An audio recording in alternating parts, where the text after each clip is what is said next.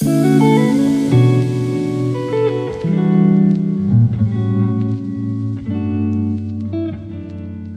Hello. Here's what we're doing. Shaye and I have both just finished Chance Dillon's new work, Mercy, Tears of the Fallen, which I can't hold up because I read the digital copy because my copy got lost somewhere in Georgia. We've also both recently finished Vaughn Roycroft's Bold Ascension. I'll hold this one. I was waiting for you to hold something up there. I'll hold this one up. I have Destiny's Doom with me. There we go. And I thought, I'm jokingly doing this introduction, I thought I was planning to speak to both of these authors separately. And then I had the brilliant idea, because I'm a genius, why not put them together and have them do the heavy lifting for me? So that's what I'm going to do. Hi, guys. How you doing? Good. Yeah, doing as well. I am deeply respectful of both of you and yourself, Shaye. Thank you so much for coming on, and I've really much enjoyed reading through your works these past few weeks. What I'm going to do is I'm going to get the ball rolling by asking you to introduce yourselves, and then we'll just have a conversation about the text. We'll keep it spoiler-free, but aside from that, pretty much anything's fair game. Vaughn, why don't we start with you? Could you introduce yourself and maybe just a little bit about your work? Okay. Vaughn Roycroft, and I wrote the Sundered Nation trilogy, which is up here. Book 1 is The Severing Sun, Book 2 is Bold Ascension, and Book 3 is Destiny's Doom. And they're all three available now. And an audiobook of Book 1 is available, and an audiobook of Book 2 is in progress, and hopefully there'll be a complete trilogy of audiobooks in the near future. Well, I would say within a year or so. And I'm happy to be here. I'm happy to be here with Chance, whom I've never met, and happy to meet you, Chance. And I'm reading your book right now, which is great. And thanks for having me. Hi, Chance. All right. Oh, yeah, I'll go. Hey, thanks, Vaughn. I appreciate that very much. Honestly, that's a series I can't wait to get to. Like we were talking about earlier, my reading time has been slacking lately. My name's Chance. This is my debut novel, Mercy, Tears of the Fallen. It's a 4-book series. Book 2 is complete. We're in the feedback process, and it's going to my editor hopefully by the end of the month, if not early September. And I just came out with it July 20th a couple of weeks ago. Things are moving smoothly. About me, I don't know. I'm like a 31-year-old guy from New Jersey, and spent some time in the Navy, and now I'm here in New York and hanging out with these fine fellas. Do you know how many booktubers are 31 years old? There's a bunch of us. We should form like a secret club. And then hi, Shaye. I don't want to leave you out. How are you doing? Doing good. I'm doing good. I am also a booktuber. I'm not 31. And I've read both of these series, and I enjoy them both immensely. I have read 2 of Vaughn's books. I was going to go on to Destiny's Doom, and then in my Bold Ascension review, Philip Chase mentioned that he plans to read it this fall, and I was like, oh, let's just do a buddy read. So you can blame him for why I haven't finished it yet. And then I am currently beta reading Chance's second book, Ill is the Fate. Oh, cool. You have your whole life ahead of you, Shaye. We're all very jealous. And Shaye's also working on his own novel as well, and there are chapters of that on his channel, which I'll link to down below. But gentlemen, I just want to kind of get the ball rolling by asking you one of the most simplistic, kind of trite booktuby questions of all time. But I think it's quite important because I think you both, when you're writing your series, it's very obvious that you have a clear vision of what you want to achieve on the page. I think both of your works are kind of trying to strike out on their own and do something interesting. So I want to maybe give that to you as the opening question. And Chance, I'll go back to you first. Why write fantasy at all? And in the Mercy series in particular, what are you trying to achieve here? Fantasy is, I've just simply loved it since I was very young. So for me, fantasy was always the thing that sense of being lost in a world that is unknown and discovering different things about maybe the characters that live in it and the world itself. That was always the most fascinating part of fantasy for me. Most of my fantasy growing up was not in books, actually. It was in cinema. It was movies, Lord of the Rings, obviously. More recently, the 2 Dune movies, which were really just impactful in terms of visual cues that I tried to translate onto the page. And then fantasy like Elden Ring, a video game where you step into a dark world with an immense history that you know nothing about.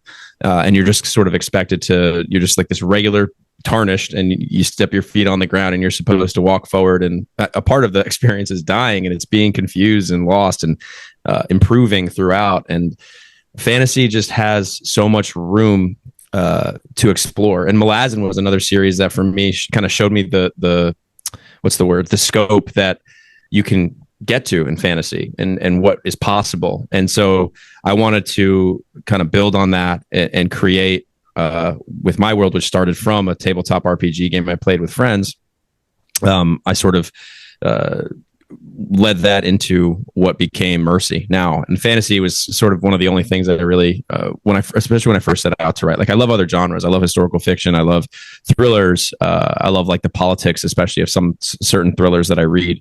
And I like to think that those things sort of impacted my narrative and in some way. And so putting that into a fantasy world, it sort of creates this new exploration of like what we can do with a scope that's so wide and sort of things that aren't really possible in our day-to-day life now in the world we currently live in and the time we live in. And we can sort of explore themes that way. Yeah. I find that really interesting because I think it's kind of both, right? It's like, because fantasy is so dissimilar, and I think there's definite parallels to be made here with Vaughn's work, which is a bit more kind of close to the real world, I think we could say, Vaughn. And because for me, one of the joys of fantasy is sometimes it's so far removed from our day-to-day reality, and yet at the same time, that is what allows us to hold up a mirror and examine ourselves differently. And that's another reason I really, really enjoy reading fantasy. Yeah. Vaughn, I don't know if you want to give your own interpretation of this question. Yeah. Yeah, I think I got to say to begin that for me, all things start with Tolkien and on the page. I read Tolkien long before, long before any of you were born, first of all, but long before the movies were available. And it just sparked my imagination in such a crazy way. And I had been a pretty big reader prior to that, but I just took off like a rocket. My imagination was just so fired by it. And I'd always been a kind of a history fan. And my mother in particular was a big historical fiction reader. And I would notoriously raid her shelves and read books that were considered far too old for me. And sometimes she didn't even know about this sometimes. But I was reading books like Pillars of the Earth and just expansive, epic, historical works. In addition, and they matched up with Tolkien for me in a special way. And I was always really interested in the characters and the character development over an extended period of time, more so than I was interested in some of the other elements of fantasy, which, for example, like, for me, I guess one of the things that sets the Sundered Nation apart for a lot of fantasy readers now is that it's very low magic, very soft, I guess, magic. There are magical elements, but they're things that could be explained away, or I very purposefully left my magic up to the characters, and then hence up to the reader. The reader has to decide if the character is imagining these things, or if they're really happening, or if some of the characters are maybe a little nuts. There's prescience, and being able to tell the future is probably one of the biggest elements of the book. But in a lot of ways that can be used, especially politically, if I tell you this is going to happen and you're going to make it happen, how much more likely are you to strive toward that? So those are some of the themes and things I was playing with. And I just really loved history so much. And I always thought of the fantasy books that I loved. So many of them were set in a medieval world, and the medieval world elements are quite often, and Chance really has a big, I'm already sensing this in your work, Chance, that there's a kind of a mournfulness over what was recently lost. And like the elements of the world that's now gone, and now we're living in this darker age because of that has passed. And when I thought about medieval Europe, where so many of my favorite books were set, I thought, well, the thing that's gone is the Roman Empire, largely in law and order and roads and aqueducts and all that. And so I thought to myself, well, what was the spark, the cause of this catastrophe? So I was really interested in exploring, instead of post-catastrophe, I'm sort of pre-catastrophe. And the thing that I always liked about, I had this map when I was a kid, and it was the movements of the Germanic tribes at the time of the fall of the Roman Empire. And I kept seeing Goths. And I told the story to you guys last time we talked about my sixth grade teacher speculated that the Riders of Rohan might have been sort of similar to what the Goths were to the Romans. They were a mercenary force, but they were a little cruder, maybe a little more of a warrior culture, a little less civilized. And I wanted to explore, how did that come about? There was a lot of conflict with the Goths, but then they ended up becoming mercenary force for the Romans. And I was really just fascinated by all that. And I thought, well, this is the basis of my story. And I just delved into the research for about 2 years before I started writing it. And then right about that time, my wife and I were getting interested in selling our business and moving here. We live in the house that was our getaway up near the shores of Lake Michigan. And we moved here, and the idea was we're going to focus on what we're passionate about, where our hearts lead us. And that's when I thought, well, now it's time to write that story based on the Goths and the Romans. And here we are.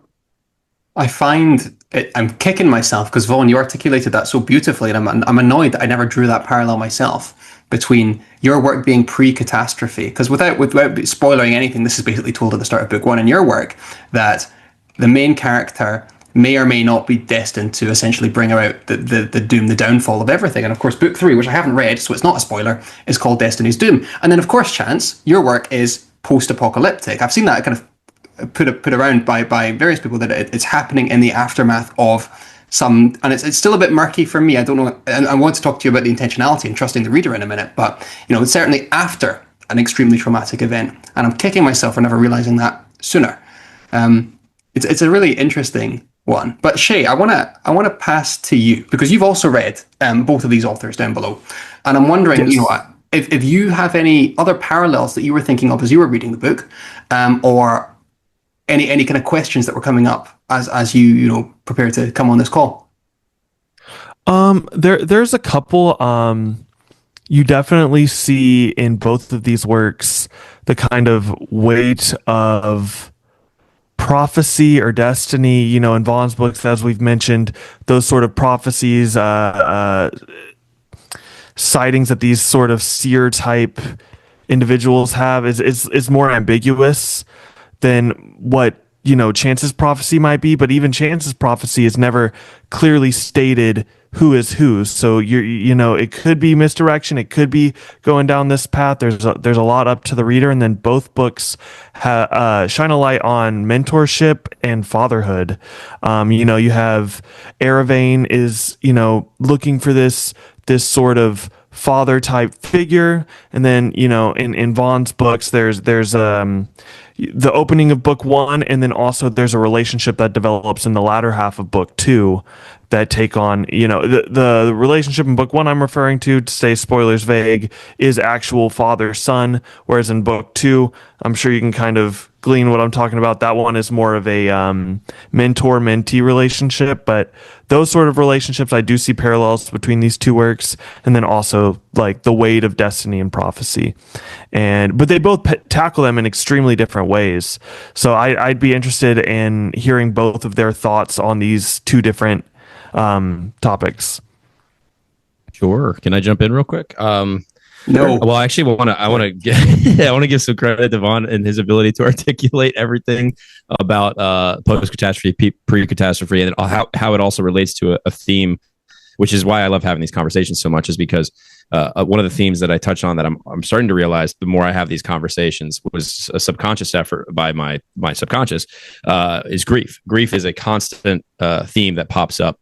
I want to touch back onto what you were talking about, Zach, but I just wanted to mention that really quickly because I almost hadn't realized that the world, yes, it's post catastrophe. That was intentional. But how everybody's responding to this catastrophe as far as the scope of the world and how everybody's grieving, that everybody has their own grief in terms of their own perspective of what they're dealing with in their lives. But on a bigger, more umbrella scale, you have the world and now how they're dealing with the grief of losing what a life that once was. So I thought that was really cool, Vaughn, how you brought that up, because that is something that, again, is one of the very many reasons why I love having these conversations. But Zach, how it relates to prophecies and things that you were just talking about. I think I love the play on prophecy. I'm trying to say this without giving away too much in my story, because I think where does prophecy come from? Like, it's so ethereal in a way. I don't know. It seems it can be so vague. There's so many interpretations. We have what is, and we have our interpretations of it. And then we communicate that with each other, and then it gets lost through the game of telephone, right? So that's something that I really wanted to play with. I think that when it came down to prophecy in my book, it is a key thing that is focused on. But the focus, I think, and maybe what to me stands out, just like trying to think in hindsight, is where it comes from and kind of who's all working in unison. How do these people distribute information? Like if one person gets X information and then shares it with somebody who has an ability to translate that information, but the first person is running around saying potentially the same thing to more people. It's like, how is it getting interpreted in all these different corners? And then also how we wear a prophecy if we learn that it's about us. Are you able to overcome a life that you had? Are you able to overcome grief for the sake of stepping into the shoes of something greater than yourself?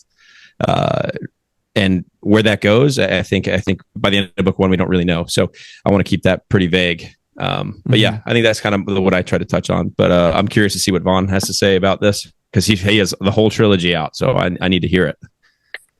It's funny you mentioned your subconscious, and I was surprised again and again and again over the course of my whole writing journey how much I can look back or have someone else look at the work and say, "Oh, that's because you're working on this theme," and I just was like, every time I'm just like, yeah.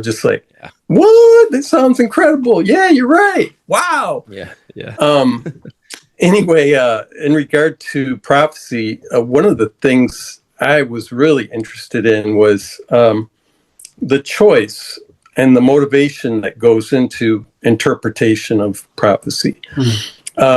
And quite often, I mean, everybody in my book, even in book one, has a reason and a motivation for how they interpret what's going to happen with Valdan. So he very much becomes a tool, and when he's sort of aware of that, but he also decides, well, if they want to use me as a tool, I'm going to accomplish this and this and this. Like he sort of like embraces it with the knowledge that he sees that there's some machinations in regard to utilizing him as this pawn, so to speak, a pawn of destiny. But in regard to the Shaye, in regard to the father figure thing, that was one of the things that I didn't realize until the end that I was working through, was my own relationship with my father, and I think we touched on that last time I talked to you two. But I just read an essay by a good writing friend of mine I'm a contributor at Writer Unboxed, and she's a fellow contributor, and she wrote an essay on Carl Jung's ideal of the shadow self. Have you guys heard of Jungian shadow self? So the things that we consider too shameful to show to the rest of the world, we hide away. And Jung always says, until we grapple with the things we're hiding from society and even from ourselves, quite often, we're not integrated person. So there's going to be some flaws that show up because of that. And I think the root of Valdan's flaws is very much embedded in his relationship with his father and what happens with his father very early in book one. His shadow self that he continues to go to greater and greater lengths to not recognize because he's hiding it from himself is that he feels that he betrayed his father. He feels resentful of the expectations his father was putting on him. And he feels guilty and over what happened in the very early going of book one. Not really a spoiler, but he ends up, should I say? It's the first beginning? Like 30 pages or so, isn't it? I think you're good. Yeah, he has to mercy kill his father because his father is taken an arrow for him, and it's a poison arrow, and he can't ascend to their next life if he's killed by this poison. So he has to stab his own father, and his father, makes some demands and puts some more expectations on him right up to the very last breath, and you see him trying to deal with that and failing basically through most of the entire story. And he goes to greater and greater lengths to bury these things. And it's funny because the resentment that he feels for the expectations, his answer to that is, well, I'll show you, I'll live up to the expectations and then some. And he keeps kind of heaping that on until it becomes just a bloody mess. So did I answer some of your questions there, Shaye? I don't know. Yes. Yeah, it's interesting to see with both of y'all's characters, the weight of societal expectations, but also paternal and just mentor expectations and how that affects the individual. And I think both of you also tackle when you do have these mentor-mentee sort of father-child type relationships, a lot of the times they're learning from each other. It's maybe spoilers vague, but like Alavis and Eravane, it's not just the younger learning from the older. I feel like there's a little bit of give and take there on both sides. They're both learning something from each other and from that relationship building. And I would say the same thing for, that relationship that sprouts in book two. You know what I'm talking about, Vaughn. I think that they both. Are we not mentioning their names or their relationship? No, let's keep that off. Yeah. Sorry. Yeah. But yeah, there's a huge difference in my two that you're talking about. One is rooted in kindness and appreciation, and the other was rooted in expectation and ambition. And they're just, I like the mirror aspect of the two, how different they are. Chance, for you, was there any other things that you didn't realize were kind of in your book? I mean, Mercy strikes me as a very calculated book because you're setting up a lot of stuff that is yet to be revealed later on. And so you're kind of walking a tightrope there. But was there anything else when you finished book one of Mercy where you look back and you went, "That's in there"? I had no idea. I don't think so. Nothing's coming to my mind directly. Grief being a major theme, because I set out to write about suffering and perseverance through suffering, despite the unknown. So grief, obviously, I think fits into that perfectly in a lot of ways, just because of all the unknown that comes after we lose something close to us. That we didn't know a world without whatever it was. And in my case, it was my father, which actually, Vaughn, I cannot wait to read your series, just simply because of the things that we're talking about here, let alone the awesome setting and your love for historical fiction. But overall, I think so far, actually, yes. So Dillon from Spaced Out reads, he shot me a message after he finished the book, or when he was towards the end, and he referenced a Star Wars moment, and I was like, huh. I literally said this to him about like a sort of a Count Dooku moment that happens in the second film, the prequels, and he was like, no, he was referring to this other thing in the Revenge of the Sith, and I was like, oh, okay, yeah, I guess that is from that. It's like my subconscious sort of like shooting my influences into the book in one way or another. And I guess two instances there as with Star Wars. But yeah, I knew Star Wars was going to come into play at some point, but I didn't realize it was there because I feel like Star Wars has a unique ability to deal with all of these like crazy dynamics without it being in your face. And so I thought it was really cool that he picked those out, and I had no idea. My powers have built since we last met, Count. Sorry.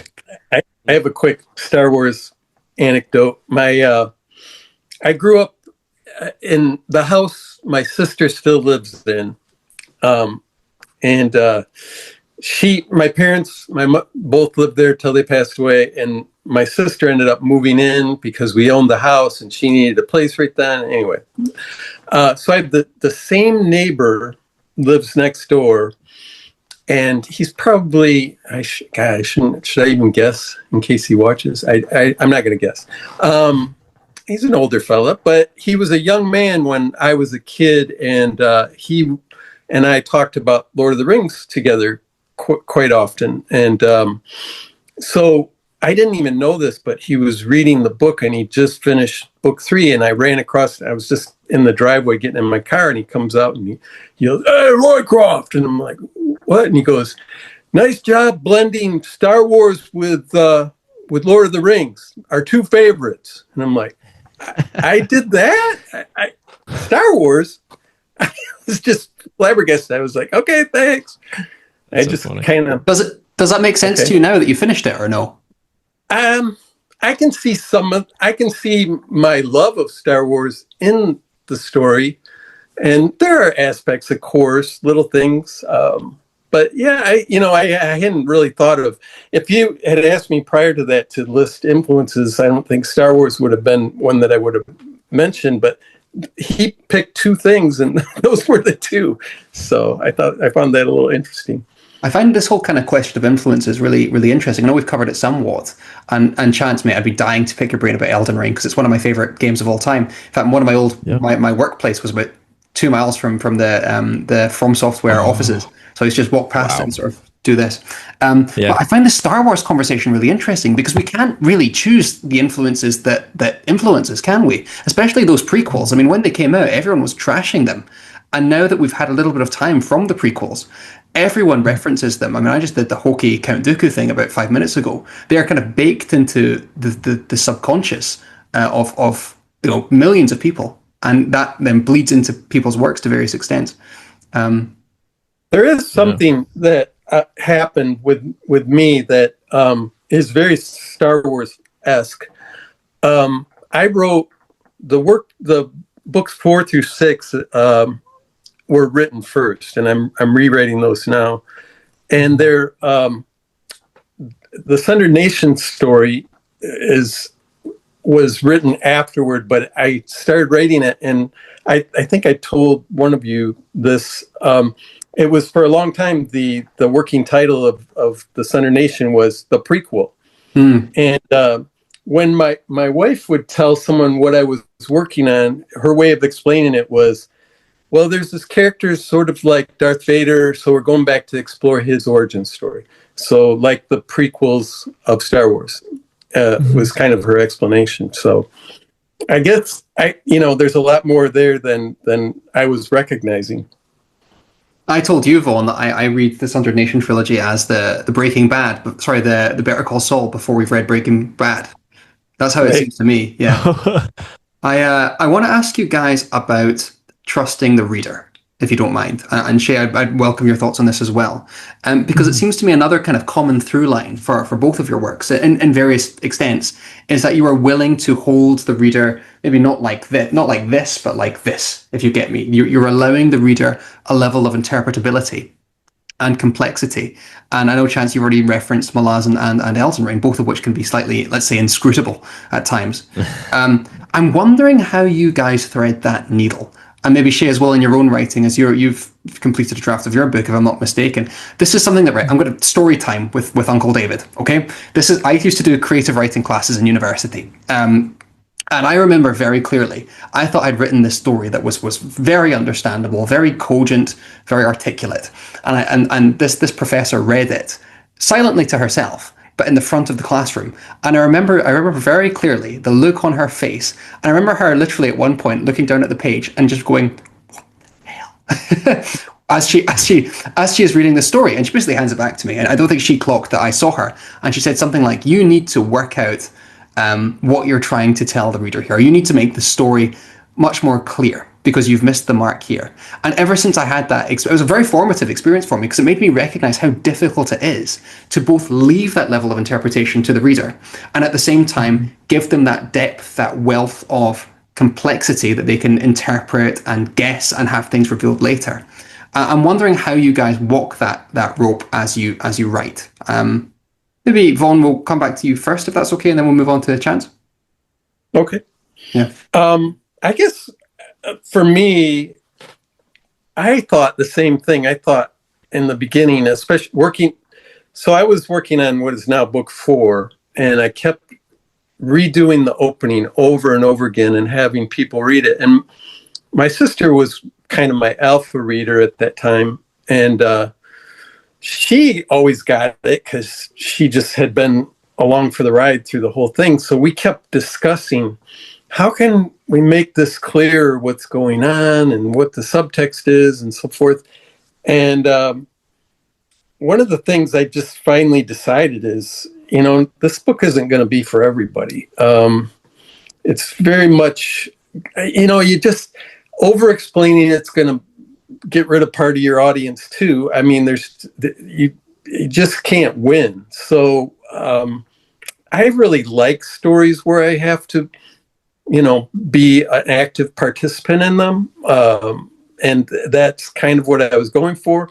In fact, in working on the Sunder Nation and the Severing Son in particular, I was working with a developmental editor, and we were kind of making sure that the opening with Valdan was pretty seamless, and we worked a long lot on that aspect of it. And at one point or another, we said, it just feels too like, once again, like Luke Skywalker going and doing the chores and having to go and pick the droids. And I mean, it just felt hokey in a way. And she suggested moving a scene that had been further into the book and making it the prologue. And so, and it's kind of convoluted who you're with and where you are and why you're there, but it's that meeting of Amasalia coming in and giving the prophecy to the Longhouse.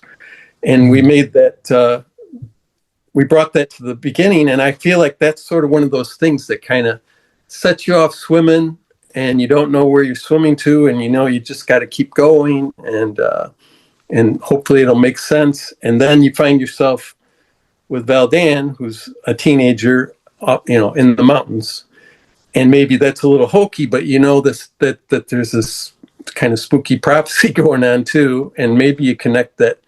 Is this kid the kid they were talking about? And I just thought that was a good way to kind of make the reader an active participant in getting into the story.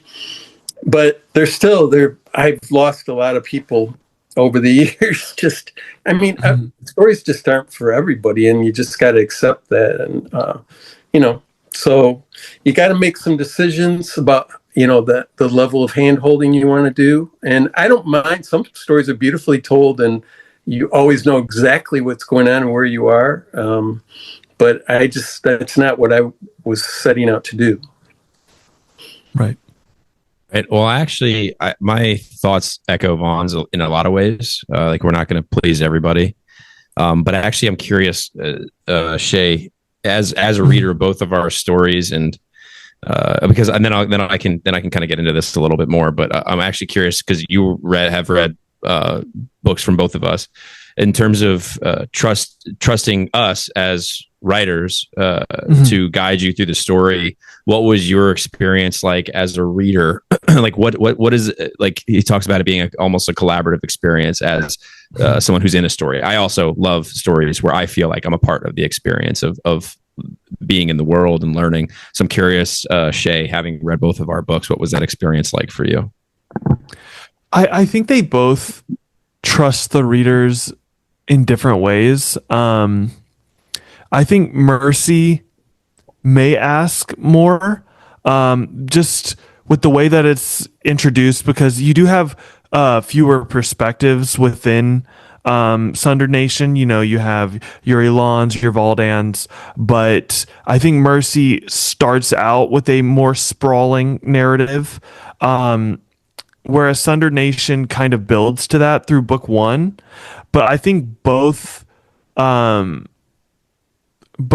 of give you enough tools to where you can navigate the world, especially going forward. I actually think Bold Ascension and Mercy Tears of the Fallen, book two in Sundered Nation and then book one in Mercy, kind of echo each other in that you have this more sprawling tale, whereas the first book in Sundered Nation is, in my opinion, it's a lot more direct. Like, it's very much Valdan's story, and you see a lot more branching out within, I'd say, the first 100 pages of Bold Ascension. But I to answer your question, I think both stories were, if you pay attention, if you really focus on the groundwork being laid, I think that they're both navigable. Navigable, is that a word? Navigatable. Perfect. Yes. The reader is able to orient. It's just not as clear cut as, like, I don't know, Warbreaker. You know, like you're not going to be that's not a Sanderson shot, but you're not going to be given everything, We heard it here. up front. I hate Sanderson. Yeah. It's interesting. Sorry, I know, Chance. I know that this should coming back to you, but I'm a terrible host, and I'm going to just jump in because I found it quite interesting, Chance, reading Mercy, because I actually disagree. I hope you forgive me, Shaye, a little bit. I thought the prologue, and maybe this comes back to what Vaughn was saying about kind of having those anchoring points at the beginning that kind of that tell you it's okay, you will get the through line here eventually. Because when I read the prologue of Mercy, I very much felt like that beginning was doing that. Listen, things might come later that you just kind of have to put pause on and work out later. But I thought that your prologue was maybe intentionally its own kind of cohesive story to some extent. And that kind of allows. Oh yeah, I'd say I would agree with that. The first three chapters of the before are very streamlined. Yes. In the same way as like Valdan's beginning is. I say really once we go from before into like the actual chapter one is where it kind of sprawls out more. Yeah. Yeah, I'd agree.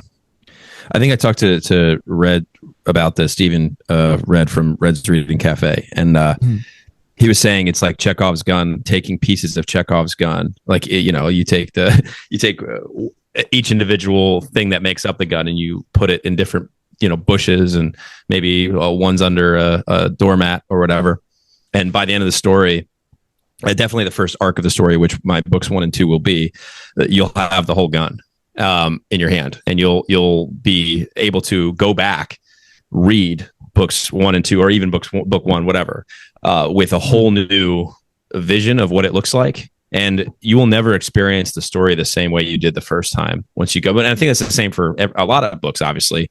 But there's just something so apparent about it. Like, if you read the first 3 pages of the before after finishing book 1, you now know what you're looking at because of everything that's been provided throughout the rest of the book. And David, as you were saying, yeah, I tried to mirror essentially the structure of what the book was going to be with the before in terms of 1, 2, and 3. Like, we have books 1, 2, and 3 throughout Tears of the Fallen in that first volume.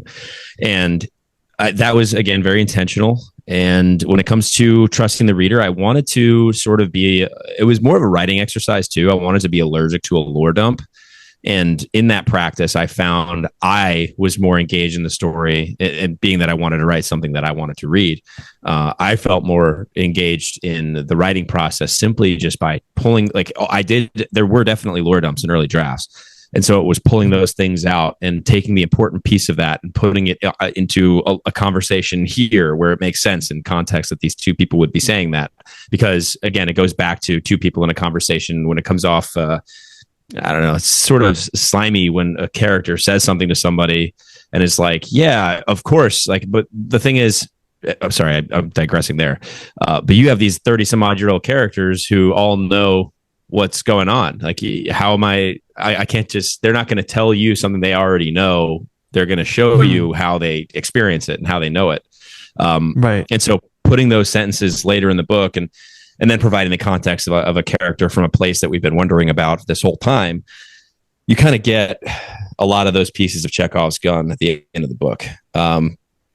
But I think sprinkling, the small bits, maybe this is the metal that makes up the, the slide, like whatever. I think that was a fun thing for me to do as a writer, because every time I'd go back in my writing, I'd be able to be like, oh, okay.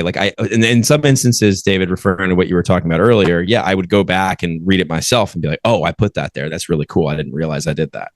And that for me, now I'm a reader in this collaborative experience with myself, which was, I don't know, very fun, especially because it can be, you sort of try to make games up as you go. Maybe I did this at least because it's you're in solitude for so much of the writing experience, and then it's in people's hands and they make their own interpretation and so on and so forth. But a lot of people who put my book down are putting it down right about the 40% mark, which is fine. Like we were talking about, like the story's not for everybody. And in my head, I'm like, well, you did 40%. If you just give it another 15, you might have a little bit more context going into the rest of it. But that said, if people are having a hard time connecting to the characters, it's totally justifiable putting a book down. I don't think there's anything wrong with that. But yeah, I just think I think it's cool lore sprinkling throughout, and what that means, what those little bits of lore mean for the characters going forward is probably infinitely more important. It's interesting you mentioned characters there, because I think this is another thing that often readers struggle with in terms of the complexity question in general. Because if we go back to Warbreaker, maybe isn't the best example, but if we go back to sort of traditional fantasy, usually the main character is a good bloke, capital G, capital B, and it's usually a man as well. And I think what both of you try to do in your work is sort of decentralize that main character and also make that main character a little bit more murky. I'm wondering how much I can talk about your work, Chance, without getting into spoiler territory, so I won't. And same thing, Vaughn. I'll let you guys talk as much as you want to, but I think there's definitely a thing where both of you do with your characters and your characterization, where certain characters could be looked at as good blokes, golden boys at the beginning, and a lot of your work is then exposing the innards of these people. Shaye, can I ask you first? Would you agree with that statement or disagree? Oh no, you're putting me on the spot. I guess. I would say, right off the top of my head, both series kind of, they don't deal with the most upstanding, gentlemanly protagonist. But I would also say it doesn't go into Abercrombie territory. And this is somebody who has immense respect for Abercrombie, but Abercrombie, with the exception of 2 or 3 here and there, a lot of them you almost feel bad for even rooting for them. And I think both of y'all walk that line a little bit more to my liking, where it's like there are parts of these characters that I cannot agree with. Fundamentally, I cannot agree with them, but I'm never like, there are times in an Abercrombie book, even though I love the characterization, I love the way that they're being conveyed to the reader, I'm just like, could you drop dead? Like, could you drop dead right now? And I never think that for any of y'all's characters. Even like one of Chance's characters that definitely deals with a lot of temptations. His name starts with an S. That'll be my hint. But, a lot of, he has a lot of moral conundrums, and I like his perspective whenever he's making these hard decisions, and these decisions that the reader definitely would probably go against. But then again, he doesn't have all the information we have. But even with the information he does have, that character is making very flawed decisions. I never get to the point where I'm like, I hate you, that's one of Chance's more morally difficult characters, and I don't have that feeling. And in some of Abercrombie's main characters, I love Abercrombie. Again, this is not an Abercrombie bash, but a lot of readers really love that line he walks. For me, I like my characters to be a little bit more easier to root for, and I think both of y'all do that well. I had Even one with your character. characters that are more difficult. Sorry, what did you say? I had one I hate you moment with one of Vaughn's characters that maybe we can talk about off air.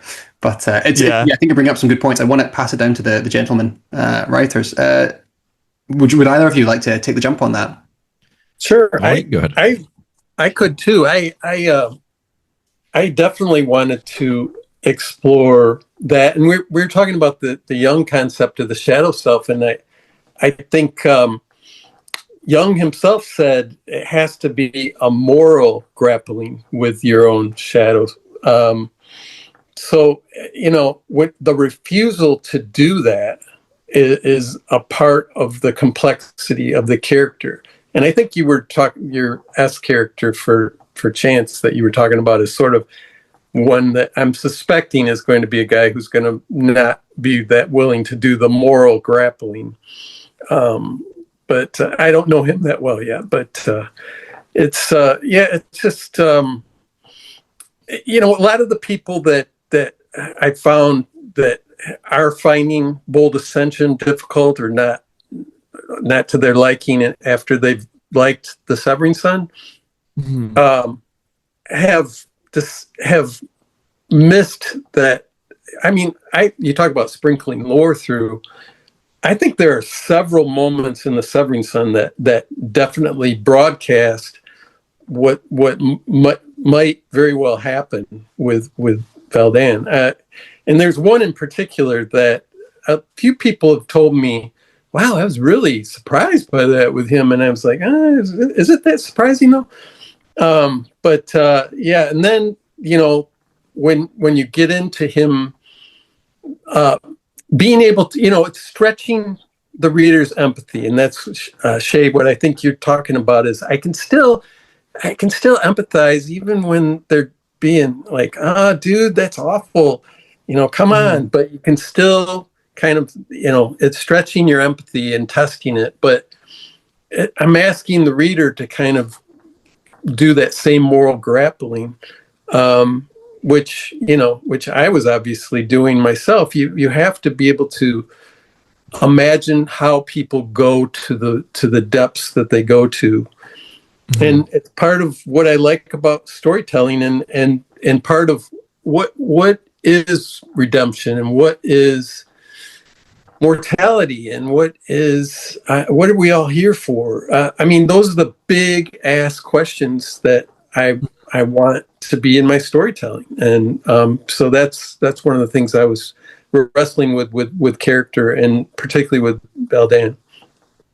Referencing morality, and the S character in particular you guys were speaking of, he is probably one of the more dynamic characters I have, and he was one of the more interesting ones to write for me simply because it was an exploration of like ultimate competence with just this storied past. You have some post-traumatic stress that he deals with as well, and who he is looked at as in amongst his peers, and also just the internal defeat of not being able to achieve sort of maybe what life had set out for this particular character.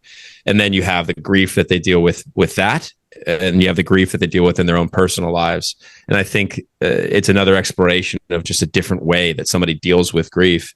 And we see this particular character in the first book, without giving anything away, there's this constant internal struggle of something that happens really early on that seems maybe meaningless in the grand scheme of things, but it's something that bothers this person so much as the story goes on. And that the sort of weight of that, it's just maybe being the straw that broke the camel's back.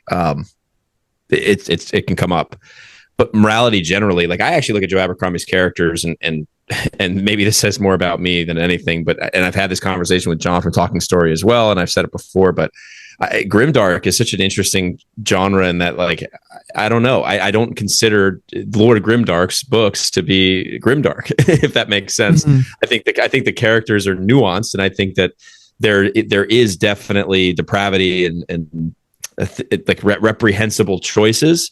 But at the end of the day, like seeing the human aspect of this and seeing the human aspect of our characters, towing that line as well, and without, somebody would never look at themselves and be like, I'm an evil villain, right? Hold on, actually, sorry, I gotta close on that again. I got a Discord thing popped up in my ear. It is a thing that we have to balance. It's in terms of morality. I honestly forgot where I was going with that. The beeps got in my head. You were just plugging. You're talking about Abercrombie plugging the and Boot how Street Boys is what you were doing. Yeah, plugging the Boot Street Boys. Yeah, You're talking about how Abercrombie's characters, you thought that the way that they were humanized. Yes. So I don't know. Just at the end of the day, everybody's human, and we don't see ourselves as villains, right? We see our actions as, we can always make a justification for. And honestly, there were drafts where it felt like maybe it wasn't so justified. Maybe the choices that these characters make need a little bit, just, a touch, a sentence here, a sentence there, to just make a little bit more sense, which is also a fun part of the process. But yeah, I don't know. It's just an interesting thing. It's an exercise in empathy as well, to kind of go in and see somebody who does something that's bad, maybe objectively, and in the S character's case, like, we see it almost the first time we meet this character, something that I think we could all universally agree is, like, usually frowned upon. And then the more we find out about this character, it's like, I mean, it's messed up. Also, like, it's like a really bad way to deal with grief. I don't know. It's just it's an interesting tightrope, is all I'll say. I generally classify. Sorry, Vaughn. I generally classify Abercrombie's characters as Abercrombie as a whole as grimdark, not because the characters are kind of lacking the brutality and the darkness. What's tragic for me about Abercrombie's characters, just to go on this tangent, is that they get so close to changing. They get so close to being good people. They always get right to the precipice, and then they fall back into their old ways. And in some sense, to me, that is even more tragic than just being an out-and-out kind of foul person, is being on the cusp of change and then resuming your old ways. But sorry, Vaughn, I think I cut you off there. Or was it Shaye? I cut someone off. I do want to clarify one thing. I do think Abercrombie is brilliant, and a lot of this is, I read it when I was really young, so I wonder how I would view it now. But I remember there's one character in the first trilogy, who's like the pinnacle of virtue, and then he like brutally beats his sister, and I was like, okay, that's kind of. So I do think Abercrombie, it at least for my perception when reading it, it definitely wandered into grimdark territory for me. At least in that, again, I was a teenager, so I was not expecting that. Most of my reading had been Tolkien, Aragon, and Harry Potter. So when those sort of elements were introduced, it was kind of a shocker for me. I was going to say, in regard to this, very early on, I got my literary agent when I was still working on books 4 through 6, and he was very much a mentor for me, and he was a guy who was working through drafts with me and pointing to things. And in regard to a character from that trilogy, he said something that you hear often now, and I have often since, but that everybody's the hero of their own story, and villains too. And one of the challenges I had in regard to that I put for myself was, and in Bold Ascension in particular, is I took two characters, and Valdan being one of them, and then another one that you two will probably immediately know who I'm talking about. And you can, depending on whose POV you're with, they're foils for each other and eventually antagonists. But depending on the POV, that's the hero for those two characters. And I was purposefully trying to do that. I mean, I want the reader to be able to be in Valdan's Foyle's POV and go, yeah. I mean, he's kind of a rakish rogue, but you can understand what he's doing and why he's doing it. I hope that was my hope anyway throughout. You know, it's interesting you say that, Vaughn, because it's one of your characters, and it's quite deep in the series, so I'm not going to name names. And one character from their POV describes the other character as despicable or hateful or something like that. I don't know if you know who I'm talking about. And I'm like, I did not read this character as despicable and hateful. I mean, partially despicable and hateful, but much more than that. So I thought Are you talking about Wide-Eyed Buggy or Bug-Eyed Whitey? Right. Once we go off, I'll tell you. But I thought it was a very interesting move. But Chance, I also noticed that you were nodding along when Vaughn was talking there. Yeah, the hero. Yeah, everyone's a hero of their own story, and I think that also helped me guide. Like I do cheat a lot by using a lot of perspectives because I'm able to there's a lot of information you're able to give a reader through other perspectives that may affect a perspective in a completely different part of the world. But I love playing with that. That being said, the hero, being the hero of your own story and putting myself in the shoes of all these different characters and discovering what that looks like for them, while also balancing how we actually look at ourselves, which comes with a lot of shame, typically with a lot of choices that we made when we were younger. Sort of sometimes those thoughts come up and it can get a little icky in our heads. We're like, "Ooh, why did I make that choice when I was younger?" And then that can sort of story a lot of the other choices that we make as we get older. So we are the hero of our own story. Also, how we look at ourselves typically is associated with wanting to be better than we've been.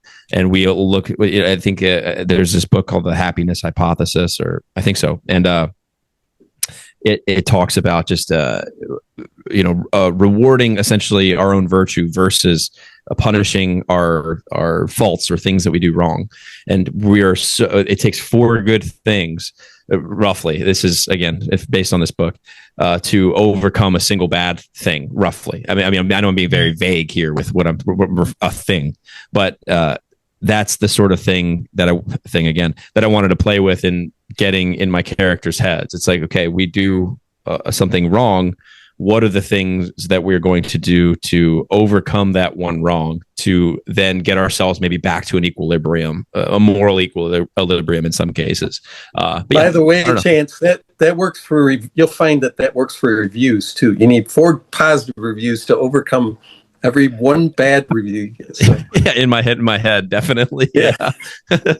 I was thinking about this last night. I don't know how you guys have I feel like I don't have thin skin, but the ability to look on whatever platform you look at, Goodreads, and see a certain star rating and not have you like bristle. I feel like I'm very happy I'm not an author because I don't know how I'd be able to handle that personally. I tend to try to treat all of it as, I can't buy the glowing 5-star if I refuse to buy the 3s. I mean, and 1s and 2s are just usually somebody's got a gripe, or an axe. So you got to take it all kind of, and I always kind of try to temper my, oh my God, I am a great author. That you just can't buy into that either. You can't, but it's I have to just remind myself over and over again. It's not for everybody. It's not for everybody. It's not for everybody. Yeah. I early on, I feel like it took me maybe the first negative or like 2-star that I saw or DNF that I saw, where I was like, oh man, like that sucks. I really thought everybody was going to finish this book. No. But it's funny because I'll get a DNF. Somebody leaves a 4-star review. So they DNF it. Yeah, I'm going to come back to it at some point. And then you get a lot of DNFs where they leave a 2-star review. And at the end of the day, it's like, all right, like if you put the book down, you put the book down. I totally get it. I think also just my experience in life, like no one's going to say anything I don't already know or have thought about myself at some point, right? So I'm already conditioned to hear what they have to say. And it does it feel far worse coming from somebody else at some time? Yeah, sure. But at the end of the day, I'm good. I'm already, and I think this comes in my book as well. Like there's nothing anybody can say that I already haven't said to myself. So we'll see. As time goes on, I'm sure it'll get a lot worse with the reviews coming in. I have yet to get, which is unfortunate because I guess I'm technically not a real author, but on either platform, I don't have a 1-star yet, which is, but I have a bunch of 2 stars that are justified, justified DNFs. Sure. Like if that's what you want to leave, it's what you want to leave. At the end of the day, I'm not your rating system. And again, everybody's just so different, right? Like I can get a glowing 3-star review about how somebody absolutely loved the book. It's one of their favorite reads of the year, if not the month, or month, if not the year. And then you get a 5-star review. It's like, yeah, this is like probably in my, I'd say it's maybe one of my top 20 or 100 books I read. But it's like, okay, well, everybody just has different experiences. There's nothing we could do about it. Even within, I've had 4s. I've had dueling 4s. For example, in one aspect of The Severing Son, I kind of pride myself on my battle scenes and doing them from multiple POVs. And when they're longer, as far as my action scenes go, I was always kind of like, I worked on that really hard. I thought it was an aspect of my authorhood that I could be proud of. And I had 2 4-star reviews, and one guy said I couldn't give it a 5 because the battle scenes suck. And the other one said I came up from a 3 to a 4 because the battle scenes rock. And I was just like, there you go. Throw it all out. I mean, it doesn't matter. Yeah. So subjective, it's ridiculous. So yeah, there you go. It really is. I think my favorite thing is reading a good long form review that's like I don't know, people leave a dynamic, they take the time to leave something that shows you the nuance of their experience with the story, and I think that's really cool and important. And I think people realize that. I think instant gratification, you're going to look at a book that you're scrolling through on Amazon and you'll see X number of reviews, X stars. And at the end of the day, time goes by. I think Gardens of the Moon has like a lower than X rating on Goodreads or something. And that had no impact. And that had no impact on me buying that book, as did Book of the New Sun. Like there was nothing, and even Empire of Silence, I think, is in that range, and Bound of the Broken by Ryan Cahill. So I think everybody just has different experiences with stories, and that's fine. And at the end of the day, it's just about trying to essentially push a wave of your book out there to see if people will be receptive to it and read it. And if anybody takes the time to leave a review at all, I mean, it's incredibly kind. So good or bad or ugly, I think also, especially when it comes to Amazon, it actually doesn't matter if it's good, bad, or ugly. If it's another review, that affects positively the algorithm. So that's something that I've started to look at as well. Just as I'm getting used to being out actually for the last 2 weeks, it's interesting. Yeah. I guess what you're wanting is engagement with the story, right? Like more than the star rating, you want the evidence that someone has kind of engaged with your work and given it proper time. Connection. Yeah. Sorry, Vaughn. I feel like one human connection is the thing. It is the thing that you, when you sense that you've connected with someone in some way, human to human, that's where the real reward. And lead with gratitude, like Chance said. I mean, everybody who takes the time even to leave a star rating, that's kindness. So yeah. Shaye. Oh, well, I was going to say, I feel like on BookTube, we forget a lot that, like, no matter how hard you try to take like a clinical objective, like look at the metrics of it, we're all, at the end of the day, whether you have a PhD or whether this is the first book you've ever read, we're all judging things off of our own subjective enjoyment. No matter how much, I mean, I think most reviewers try their best to be objective, but the truth is that you can't. And there's always going to be some things in your work that are going to be somebody's least favorite thing while simultaneously being another reader's favorite. There are tons of people who point at Sanderson for saying it's too blunt. That those are the people that Mercy having to pick at those things, they're going to love that. There's people who, are, that love the typical chosen one story. And Vaughn's book might not work, but the people who've seen the chosen one story retrodden over and over and over again, they're going to see that and like really find something to sink their teeth into. I want to be clear. Because I know we've gone down this really interesting discussion of criticism, and I'm glad we're having it. But I should also say that these books, our Vaughn's series and Chance's book, have been praised by a lot of people. I saw Red's Reading Cafe called it his favorite book of the year so far. Chance, is that right, or one of his favorites? I know you've both had very positive interactions with Philip Chase. I think Chance, you're on to your Dr. Fantasy, right? And Vaughn, I know you've done interviews with Philip. So just to give some examples, I think it's a really interesting discussion to have, especially from an outsider's perspective. But generally, the words that come in seem to be very broadly positive for both of you. To make y'all feel better, whenever I put my writing out on one video, one of my first comments was, "Did you use AI?" And I was like, I wanted to take it down. I was like, "Oh my goodness!" No. So, you never know what happens when you put stuff out. Of conversation when it comes to it. It does suck that that's a question people ask now, or like would ask. Yeah. Now. Shaye, by the way, I loved the prologue you shared on YouTube. I think it was fantastic. And I think, again, your reading of it is also, you're reading the way you do quotes in general in the beginning of your reviews or when you're making a top X video. I love that. I love that part of your channel and your commentary. Thank you. When you do your teacher training, at least in the UK, what happens is awful. It's so awful. So imagine standing in front of like 30 teenagers who are out for blood. And I love my job, but often teenagers are out for blood. And then imagine someone with a clipboard at the back of the classroom with a bunch of like star ratings for each of your various facets of your teaching. And imagine doing that kind of for every lesson for about 8, 9, 10 weeks. It's grim, and it really does again like kind of harden you against you. You just have to get this feedback either way. One thing I'd love to touch upon as we kind of begin to draw to a close, and we've kind of already talked about it, is the idea of collaboration. Because one thing I really respect about you both is that you're very upfront. You say, I've got this out with my writing group right now, and I've got this out with my alpha readers, beta readers right now, and kind of getting that response. I guess Chance, it's interesting because you talked about writing as a very solitary activity, but I'm wondering the extent to which it is solitary and to what extent you are kind of engaging with people as you write the story that's so personal at the end of the day. It's your work. Yeah. Now that there's, I was really itching. I broke so many rules of don't share your reading, keep it to yourself. And I'm like, how am I ever going to get better if somebody doesn't tell me it sucks? Like, I'm not worried about discouragement. If somebody tells me it sucks, I'm just going to go back and try and make it better. I'm not going to stop. So I think that was also a part of not sharing and just keeping it to yourself. And also the risk of sharing it with somebody and then it not becoming your work if you're unable to sort of filter the voice.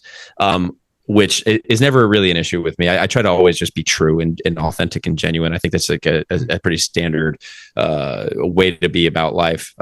Unfortunately, growing up in New Jersey and being near New York City and being in New York City now, it's sort of I know that I'm putting a broad generalization. I know not everybody is authentic, but for the most part, you deal with people who have to get from point A to point B and are willing to elbow you to get there. Which is there's something endearing about that.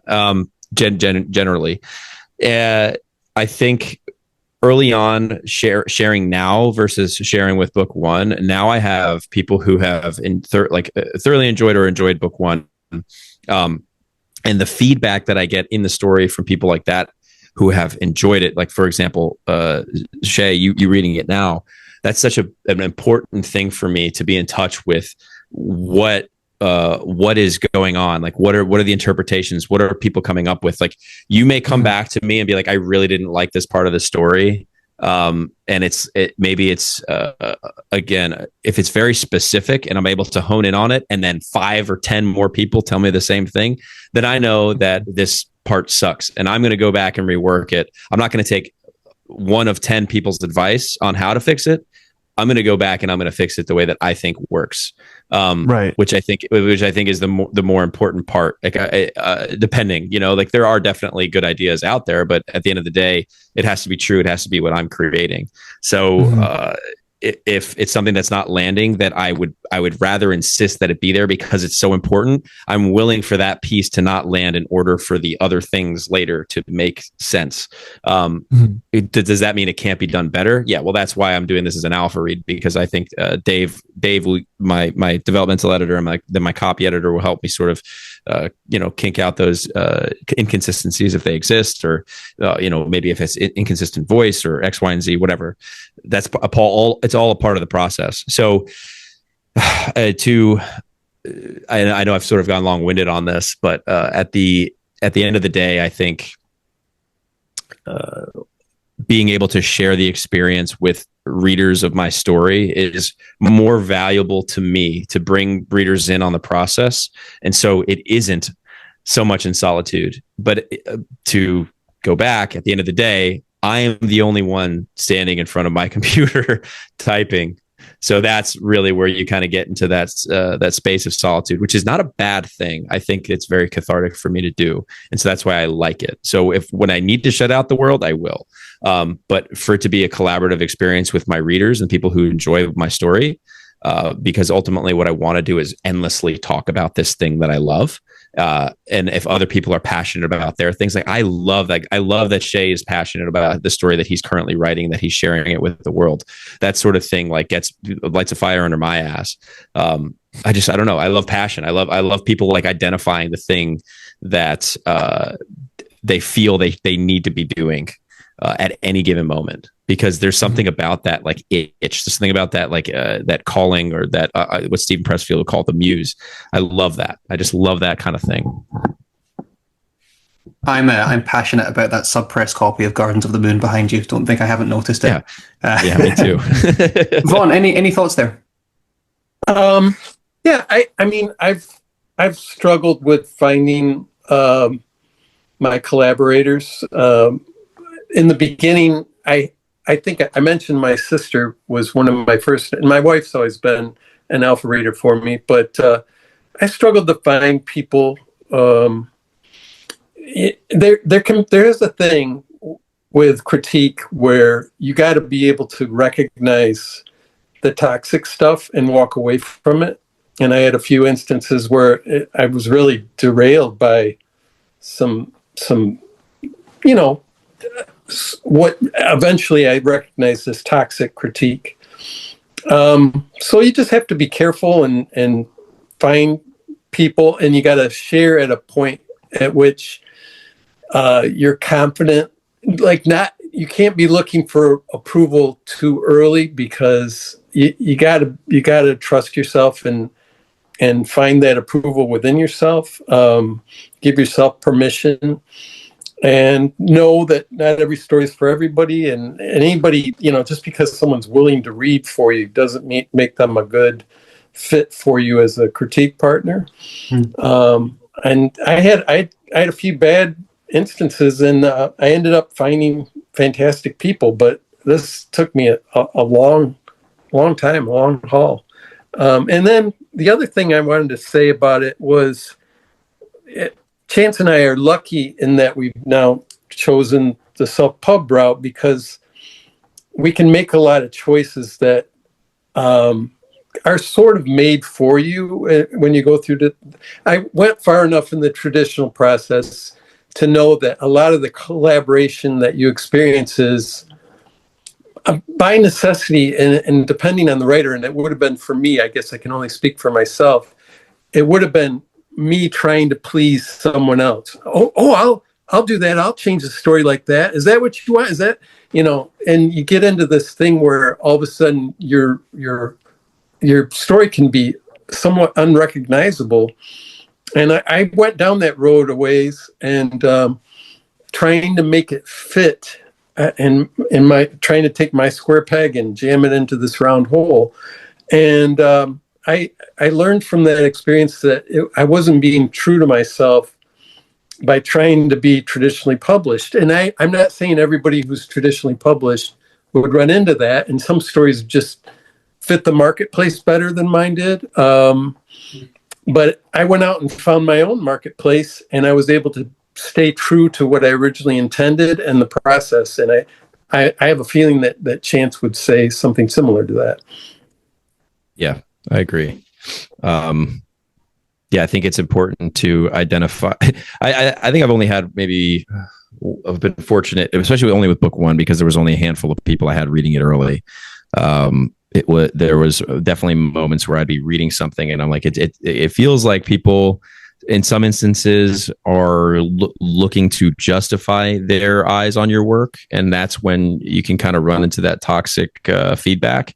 And it's like, I don't always need something said, like at the end of the day, if like you get into a scene and you're trying to like pick it apart because you feel like you need to, like, versus just like your authentic, again, it goes back to authenticity.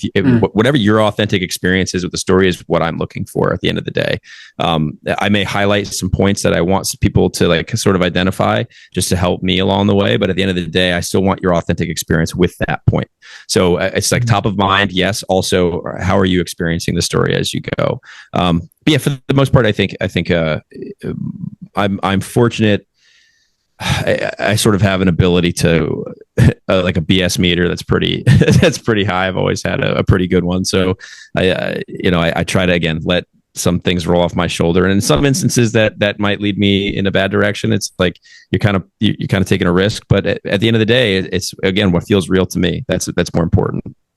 Yeah, but it comes back to, and you just said it again, Chance, authenticity. Like, you want authenticity from your readers, and you want to be authentic to yourself, and that's how the best stories are told and kind of keep consistent. Shaye, I don't know if you have any thoughts as we now wind to a close. I think both of you have hit the nail on the head. I think as someone who wants to start getting in the process of giving feedback, I think it's important to not always like, oh, well, if I were writing it, I would do like this. You would just say, hey, this part right here, this is how it made me feel. I don't know if that was the intended feel of it, but that's kind of the approach I want to take with it, instead of always recommending authors to do it a different way, because maybe the different way that you would do it is not what they were aiming for.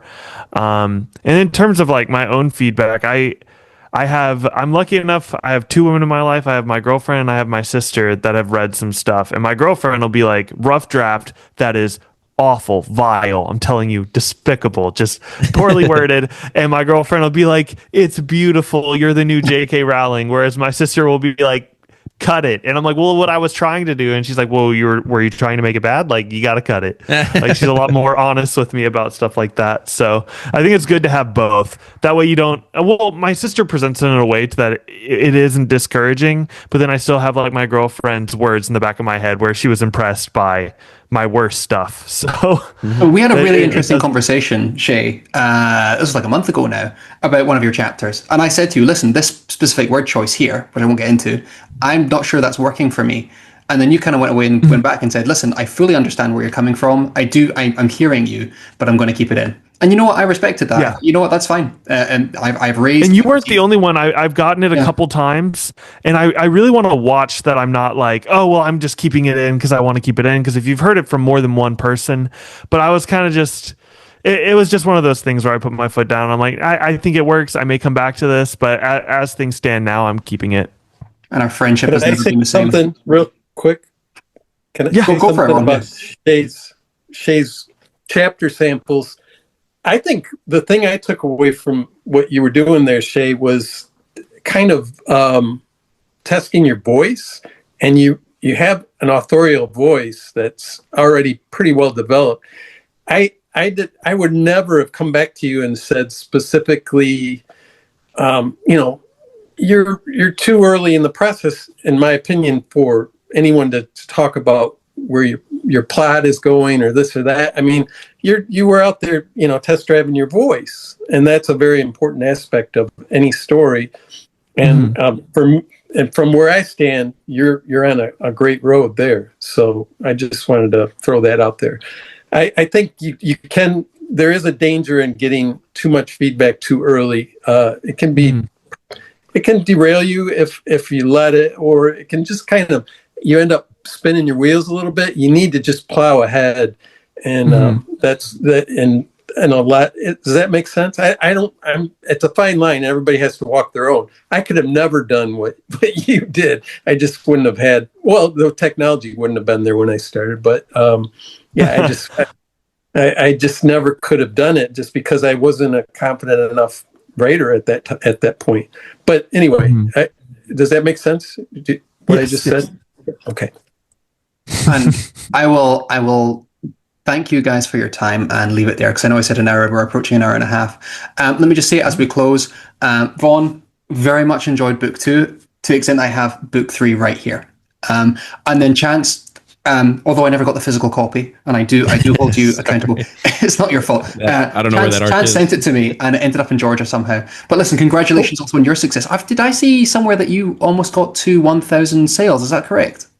Yeah, we're hovering over the 920 mark right now. There's some audiobook news on the horizon. I'm between navigating that right now. I'll talk to you guys about it offline. But yeah, Cool. It's cool. Well, thank you very much to all of you for taking part, and I will see you guys on the next video. Thanks, guys. See you later. Thanks Bye. for having us. Bye.